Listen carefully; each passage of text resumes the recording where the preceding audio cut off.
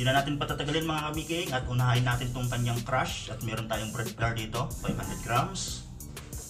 Ayan.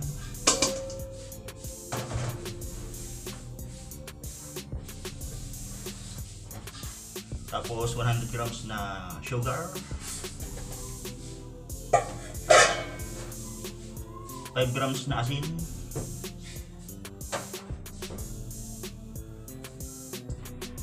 5 grams na instant yes. Ayan.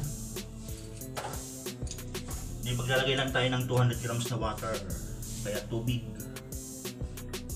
Pili kayong gumamit dito ng all-purpose flour mga kabiking. Then 25 grams na margarine. Ayan, make sure lang na malinis ang inyong mga kamay.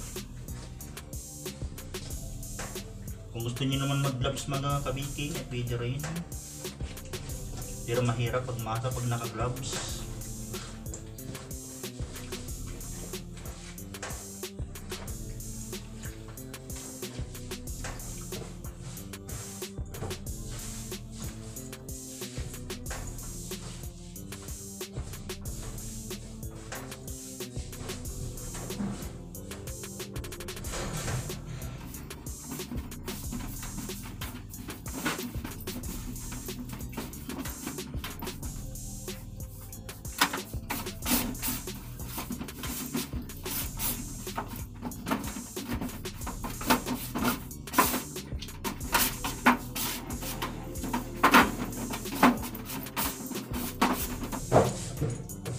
Ito na mga kabiking, at siyempre timplahin muna natin yung palaman bago natin siya idaan sa dough roller.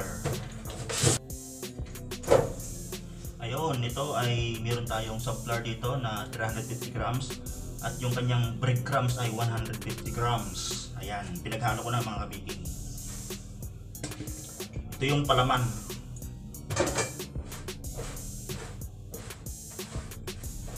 Bali 500 grams lahat to.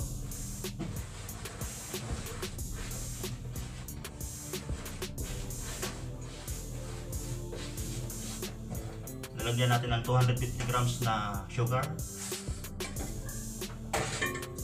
Isang pirasong sibuyas, tinadtad ko na.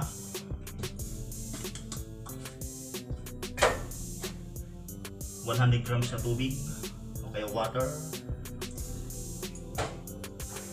Tapos maglalagay tayo ng baking powder. Ayan, isang kutsara. Kalumit. 50 grams na margarine. Ayan, make sure na hindi kayo nangulangot.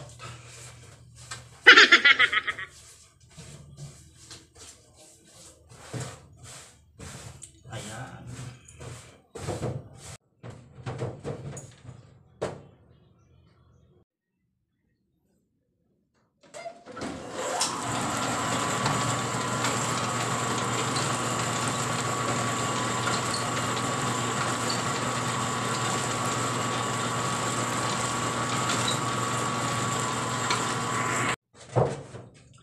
Ayan, ganito siya mga kabiking, pahabaan nyo lang siya.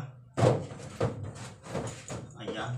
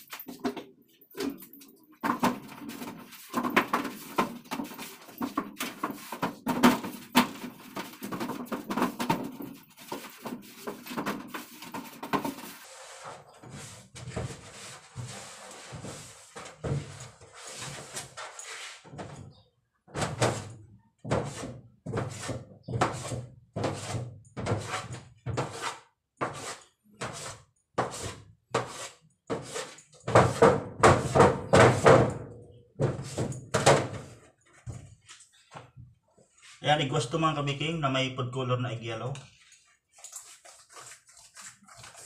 Pwede na natin tiluto agad.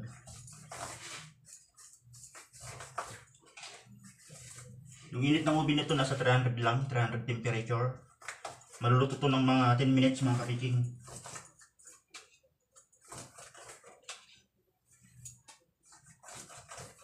Ayan.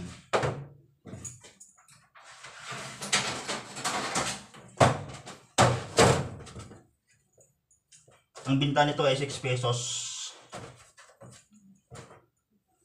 Ganyan sa kalaki.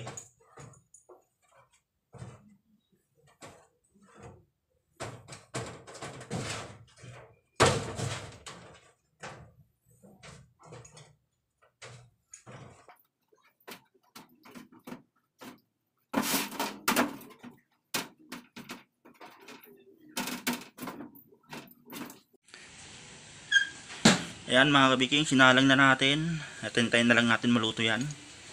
Lumalabas yung kanyang kaluluwa pag nainitan yan mga kabiking. Ayan. Hintayin na lang natin maluto mga kabiking. Ayan, nahanguin na natin. Luto na siya. Ayan yung sinasabi ko sa inyo mga kabiking. Labas ang kaluluwa. Ayan, siyempre abangan nyo ulit yung mga susunod pa natin mga i-upload pag may time. Ngayon lang ulit nagka-time kasi mga kabiking.